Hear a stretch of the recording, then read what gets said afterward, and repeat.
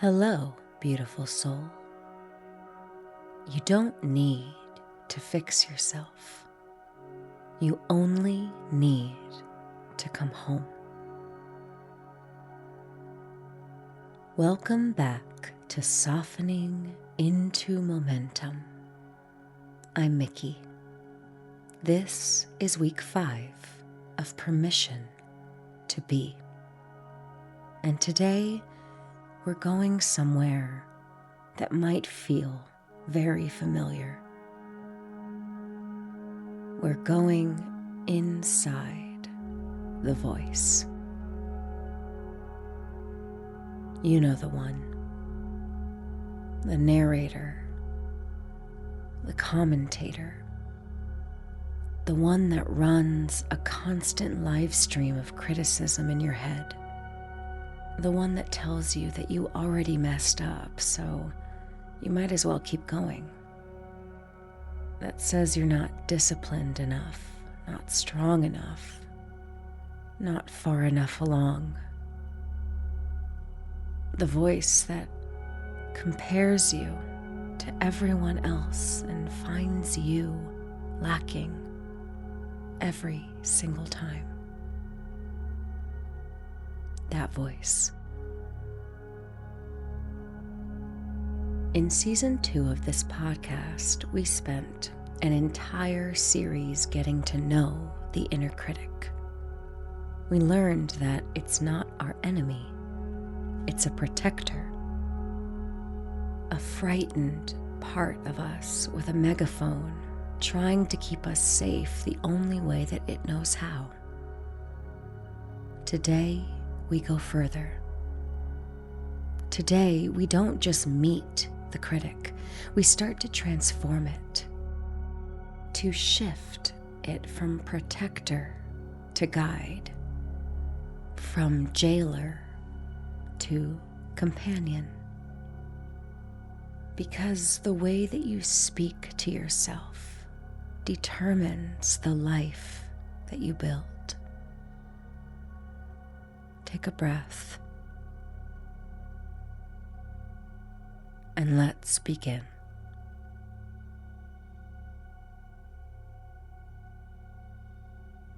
The Buddha taught about Sammā Vācā, right speech, and traditionally, this teaching is about how we speak to others.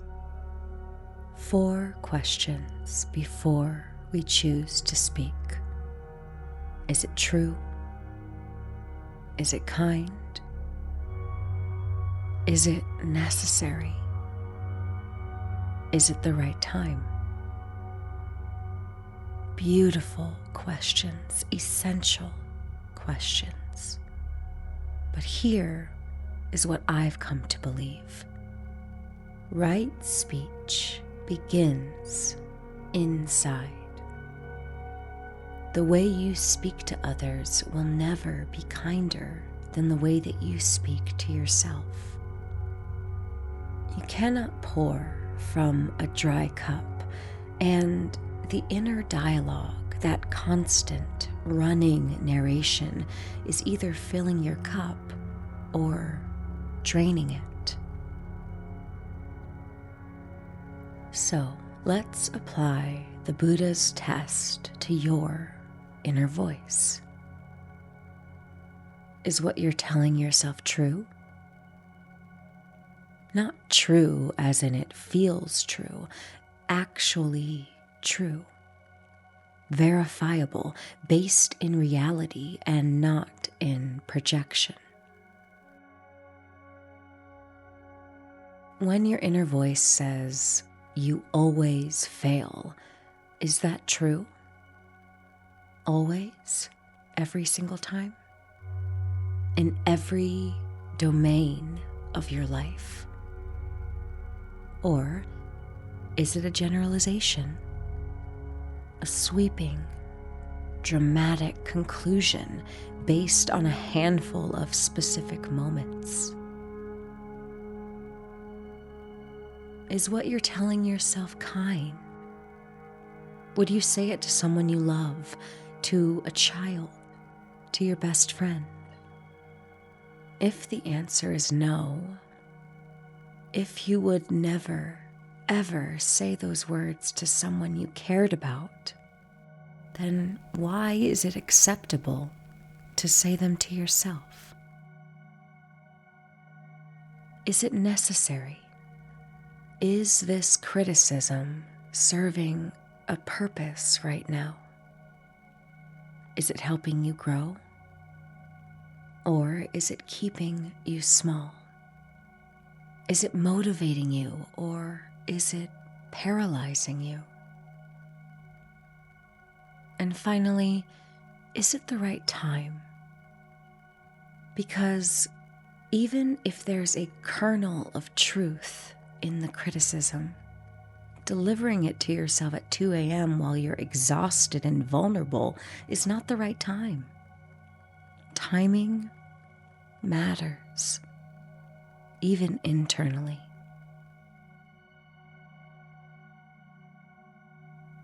Here's the thing about the inner critic that took me years to understand. It's not lying. Not entirely. It has some data. It has some evidence. You did fail that time. You did embarrass yourself. You did make a mistake. But it's doing something far more dangerous than lying. It's generalizing. It's taking a specific moment and turning it into a permanent identity. I messed up becomes I am a mess. I drank last night becomes I'll never be able to change. I didn't keep my promise becomes I can't be trusted. Do you hear the difference? The first statement is an event. The second is an identity.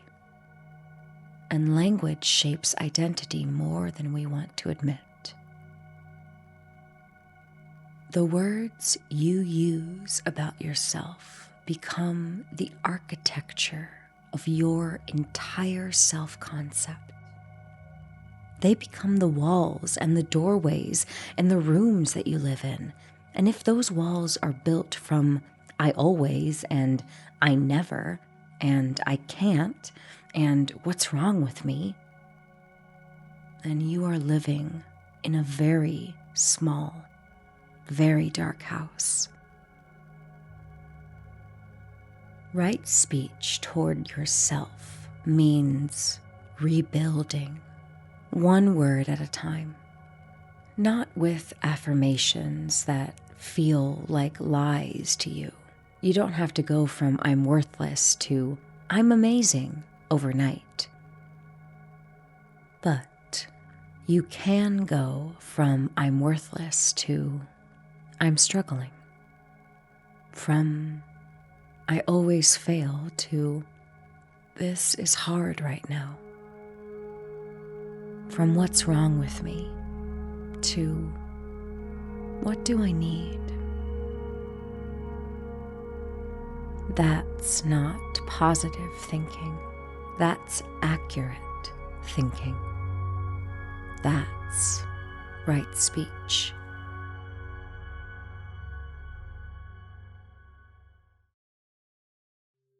Hey, beautiful soul. Before I go any further, I want to pause and share something with you. If this season has been landing for you, if you've been listening and thinking, this is what I've been looking for, I want you to know something deeper is coming. I'm building a course. It's called Permission to Be, and it's an 8-week mindful sobriety and self-trust journey back to yourself. It's rooted in everything we explore on this podcast: Buddhist philosophy, nervous system awareness, compassion, and real lived experience. But it goes further. It gives you structure. It gives you tools. It gives you a path you can walk at your own pace, with support, with community, and with the option to walk it directly alongside me. Inside Permission to Be, you'll learn to understand your patterns without any shame, to rebuild your trust, one small, brave choice at a time, to support your cravings and emotions with practical, body-based tools that actually work in the moment, to soften your inner critic into something that guides you instead of gutting you, and to create a life you no longer need to escape from. You don't need to fix yourself, beautiful soul. You just need a gentler way home.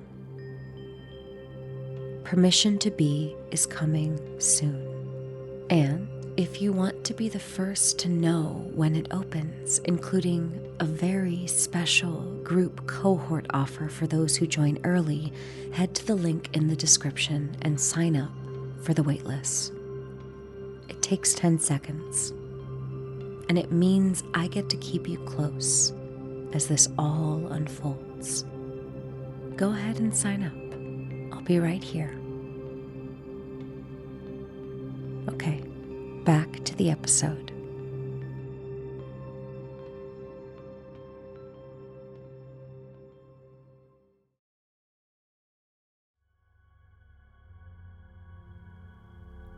All right, let me tell you about the most dangerous sentence in recovery. I already messed up. 4 words. And they have more power to derail sobriety than any craving, any trigger, any bad day. Because I already messed up activates the all or nothing loop. It says, the streak is broken. The record is ruined. You failed. So you might as well keep going. You might as well finish the bottle. You might as well make tonight count, since it's already wasted. This is the relapse loop. And it's not about the alcohol or the substance or the behavior that you're trying to stop. It's about language. It's about the inner voice converting a single stumble into a total collapse because it doesn't have any other script. So right speech breaks this loop. I already messed up becomes I had a hard moment. I'm back to 0 becomes I'm choosing again right now. I'll never change. That will become, this is one moment. It's not the whole story. In my own sobriety, the day I stopped counting the streak as the measure of my worth was the day recovery actually became sustainable. Because streaks break. They just do. Ask my Wordle score. And if your entire identity is built on a number, then one hard night can destroy absolutely everything. But if your identity is built on returning, on the willingness to choose again right now, no matter what happened yesterday, then nothing can destroy that. Nothing. You always, always have this moment. The inner critic wants you to believe that one mistake erases all of your progress. That's a lie. A strategic, devastating lie. And right speech is how you stop believing it. And now, beautiful soul, we will move into a short guided practice, the voice within. Find a comfortable position, either seated or lying down. And let's close our eyes if you can. Find your breath. Let yourself land.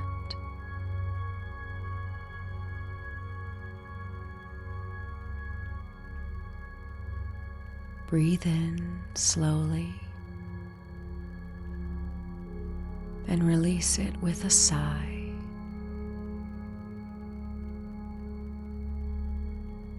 Again, in through the nose,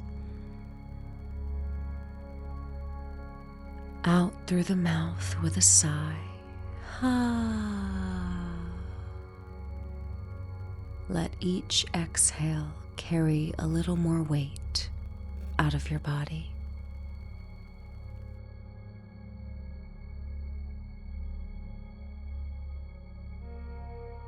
Now, I want you to bring to mind the voice of your inner critic,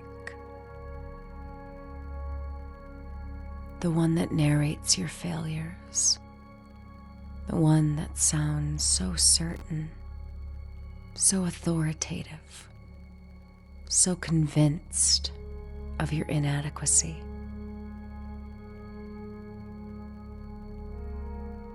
Don't fight it.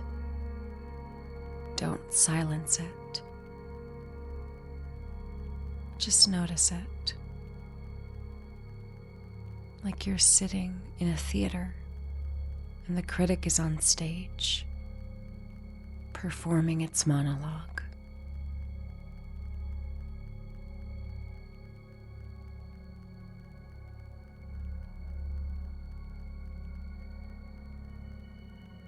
What does it sound like? Is it loud or quiet? Harsh or cold?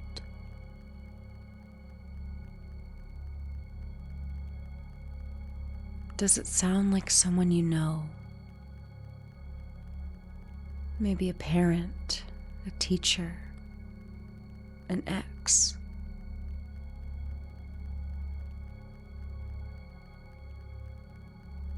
Or does it sound like you?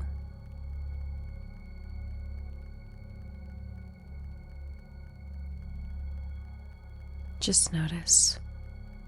No judgment.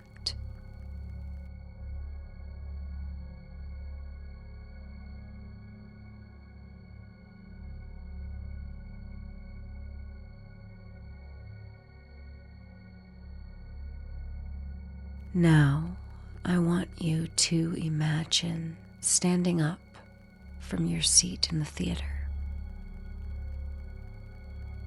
walking to the edge of the stage and looking at the critic, really looking. And when you look closely, beyond the loud voice, beyond the harsh words, what do you see?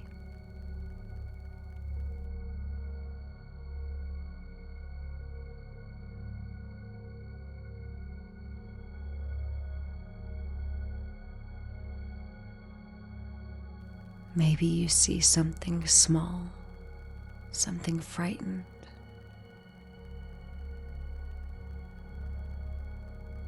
Something that looks like a younger version of you. A child who learned that criticism was the only form of protection available. Who learned that if they could find the flaw first, nobody else could hurt them with it.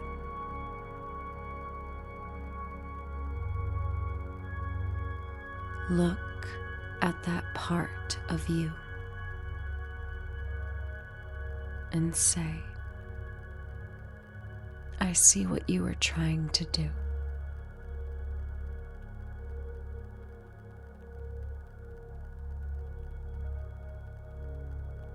I see that you were trying to protect me.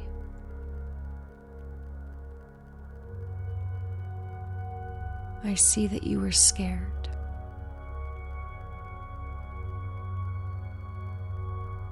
I see that this was the only tool you had.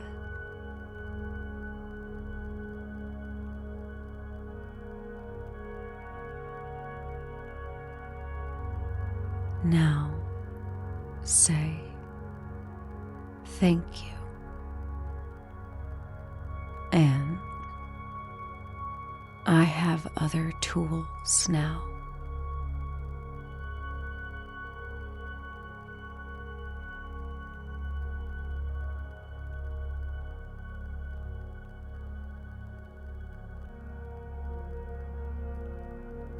Gently, not forcefully, not with rejection, offer this part of you a new role. Not a protector through criticism, but a guide through compassion.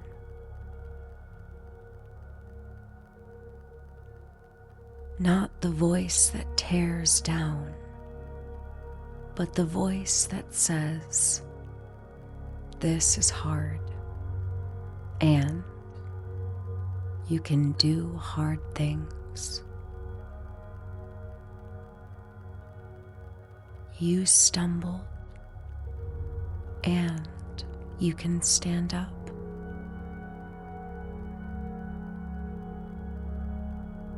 You're hurting,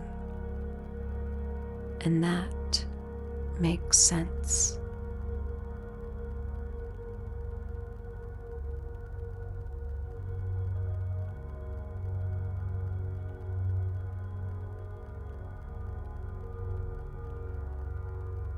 Feel the shift. It might be subtle. It might just be a softening in your chest. A loosening of something that's been clenched for a long time.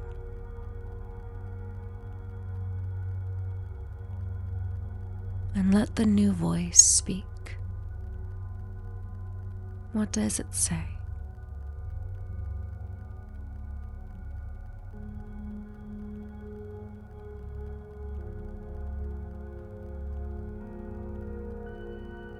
Maybe it says, you're doing better than you think.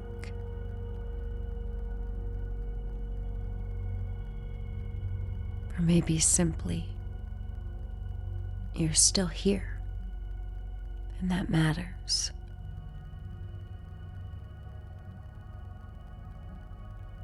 Take a breath. Hold this new voice in your heart. You don't have to silence the critic forever. You just have to give the compassionate voice a microphone too.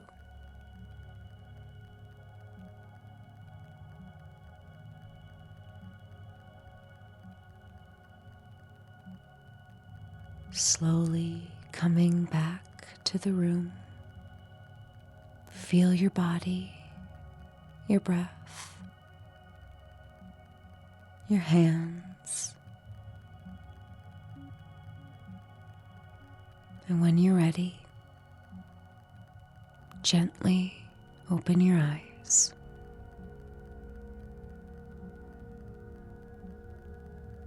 Welcome back, beautiful soul. What you just did, meeting your critic with compassion instead of combat, that's some of the deepest work there is. Don't rush past it. Let it settle. If you want to keep going deeper, if this kind of inner work speaks to you, speaks to the part of you that knows you're ready for something more, I want to remind you that the Metta Momentum Sangha is here for you. It's a community of people doing this exact work on a weekly basis, transforming their inner dialogue, building self-trust, learning to soften into their own lives. And I'll let you in on a little secret. If you join the Sangha today, there might be a little gift for you waiting there in your DMs. The link is in the show notes. Please come as you are. And if you're ready, I'll meet you there. The Softening into Momentum podcast is lovingly curated, created, written, edited, and produced by me, Miki Byrne, with accompanying sound bath frequencies by my good friend, Static. If you would like to dive further into his incredible musical work, please go to YouTube at Static is Noise. You can get my book, Permission to Be, a memoir about sobriety, self-trust, and learning to come home to yourself in print, ebook, and the intimate audiobook experience, all links in the show notes. Thank you so much for softening into this moment with me. Until we meet again, Namaste.